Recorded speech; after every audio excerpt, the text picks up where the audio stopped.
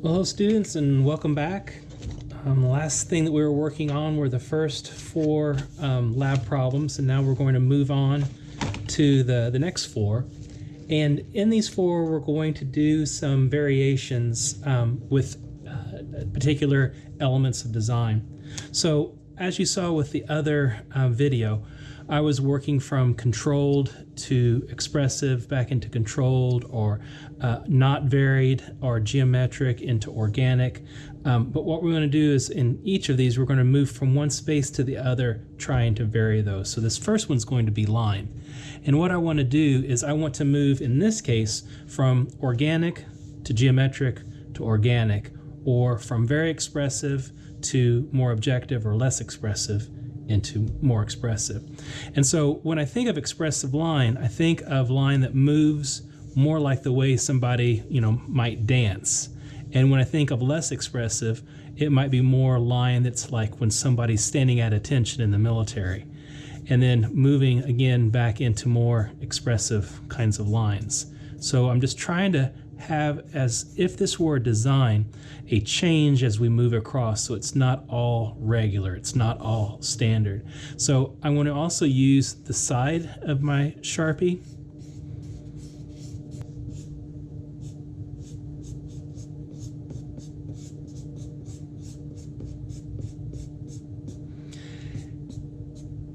And we can also change the character of line.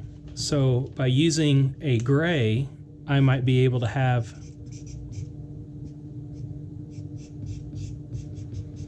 another character of line. We can also work with the graphite.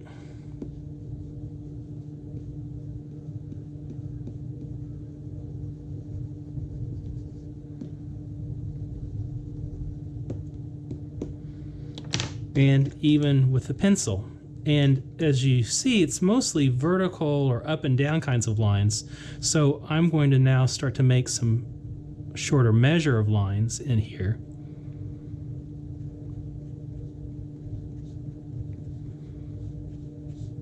Longer as I get towards the edges.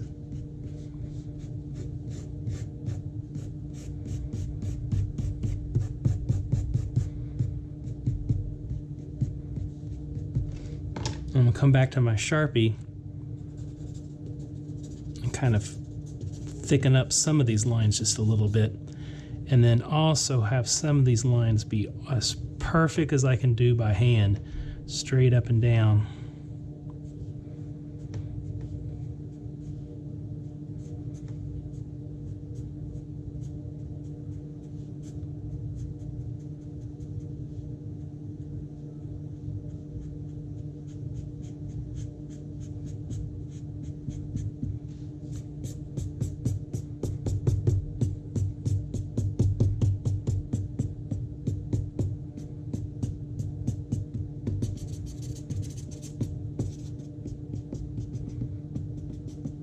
All right, so you get the picture.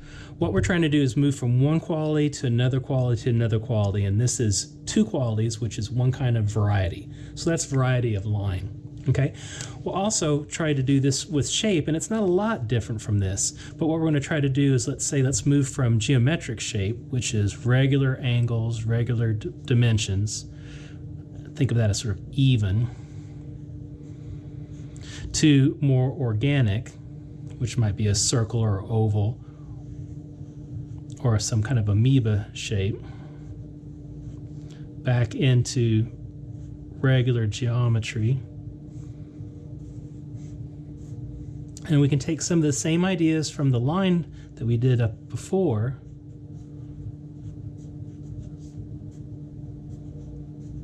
try to get these to blend together just a little bit so it doesn't seem like such a huge difference. And then line quality, line that creates the shape.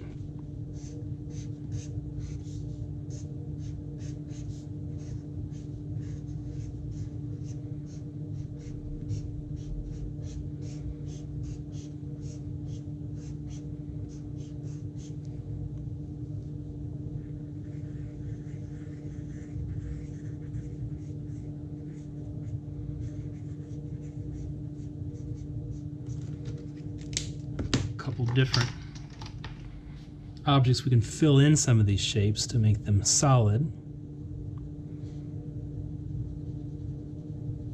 This is just the graphite stick.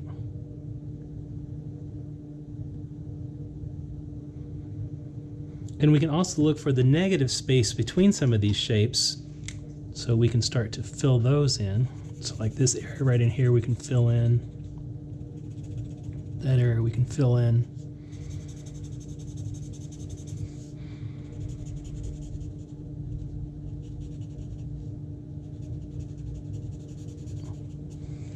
So we've got this sort of geometric pattern, geometric shape, repetition, creates this rhythm that starts to break up and become a little more organic.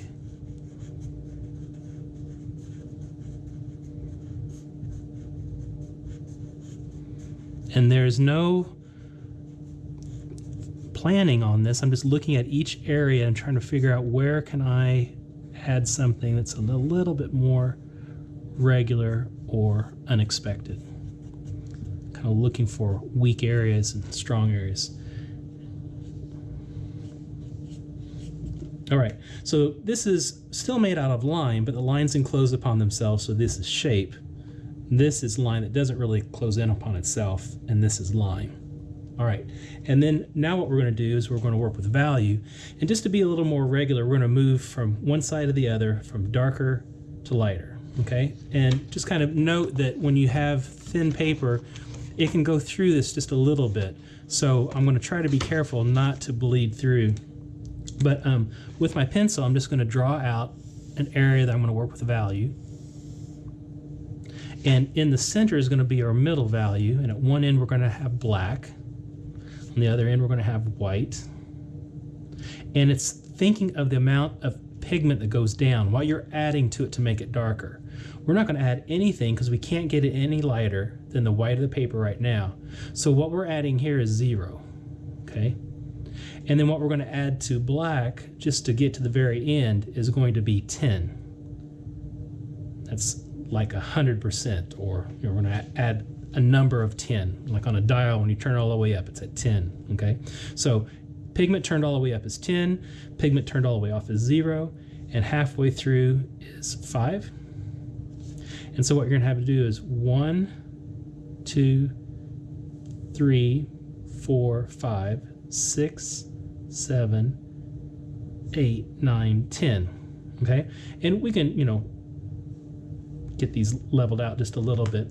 But what the first one might be is I might use my lightest gray marker and just barely put some marks down. That might be all that we need to get for a number 1 gray. And then about twice that for a number 2 gray. And a little bit more for a number 3 gray. And here's our 0, 1, 2, 3, 4, and 5. Okay? And then we go from there to adding more and more black. So this is going to be our 10. Take the 10 to here. And then if I add just a little bit of white in between, that would be my 9. A little bit more white in between would be my 8.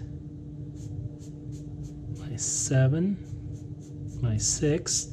And you can see I'm not really, it's getting darker as I go there. So what I'm going to do is I'm going to add gray to all of this.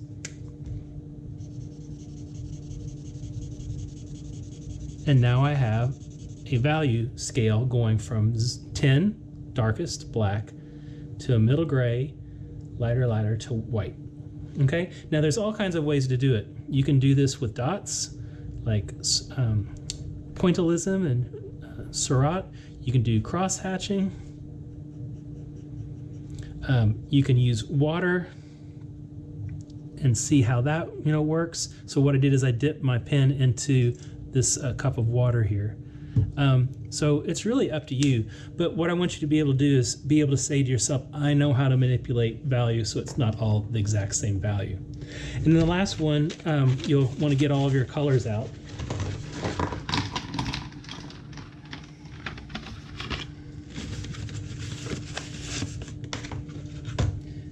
And what we've got here is we've got a kind of pigment, okay, or a kind of primary. And the way you order these, it doesn't really matter too much. But what we want to do is we want to be able to create the equivalent of a value color scale, or like the color wheel, and we're going to move from one to the next. So just like before we had 10, 5, and 0, we're going to have blue, red, and yellow.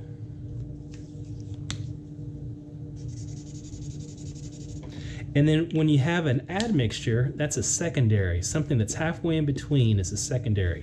So you're going to mix your orange, and you might have to use your water for this one. And what I'm just doing is I'm dipping my marker into the water there.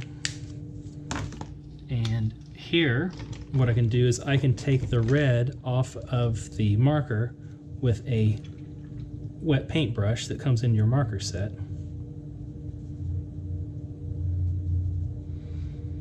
And it doesn't have to be, you know, a perfect orange. We're just trying to, like, you know, see how all this works.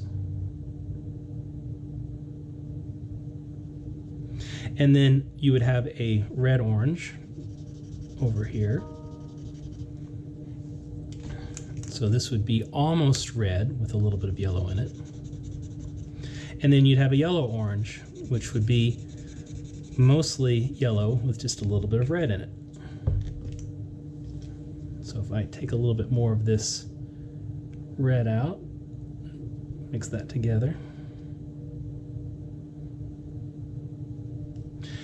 So we'll do the same thing going this way. We're going to mix our red and our blue together to get a violet, and you'll see that this kind of red is more of a fire engine red. This isn't a really cool crimson red. So this isn't going to make a very good violet, but you'll be able to see kind of the idea here. So this is about as good of a violet we can get with these two colors.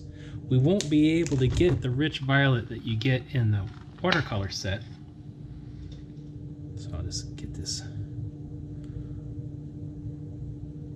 So this is a pigment violet.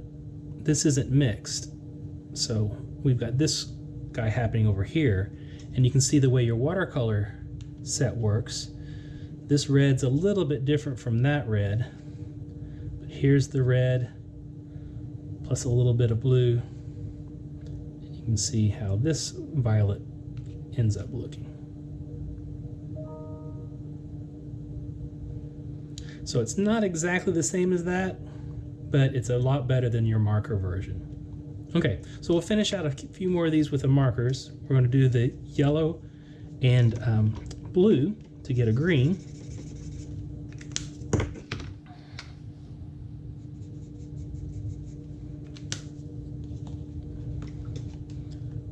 Mix this together just a little bit before it dries into the paper. And we'll also have, you know, a blue violet, which is mostly blue and just a little bit of red. And a red violet, which is mostly red and just a little bit of blue.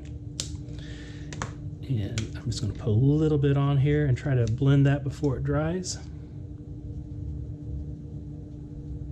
All right, so this gets us to some of the color potential that we have, and I would say that you'll probably want to use your watercolor set too, just to see how that behaves. And so we'll do one layer above it,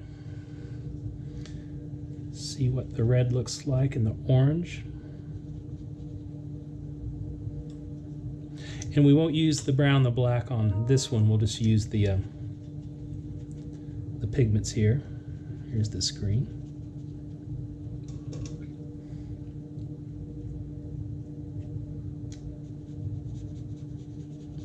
Red, and you can mix in these little areas on the lid, so you don't have to mix inside the color areas. So this should be my red orange, And this should be my yellow-orange.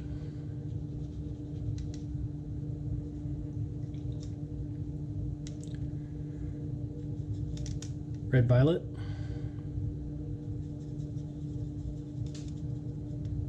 I'm sorry, blue-violet. Add some more red to that. Red-violet.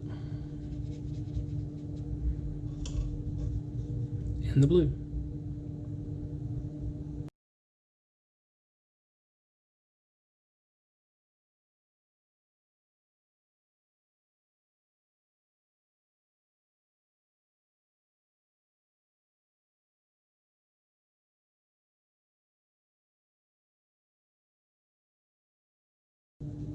All right, so this is an experiment with color, and this is the final part of the 5, 6, 7, 8 lab problems. And in just a second, we'll go on and do the next ones.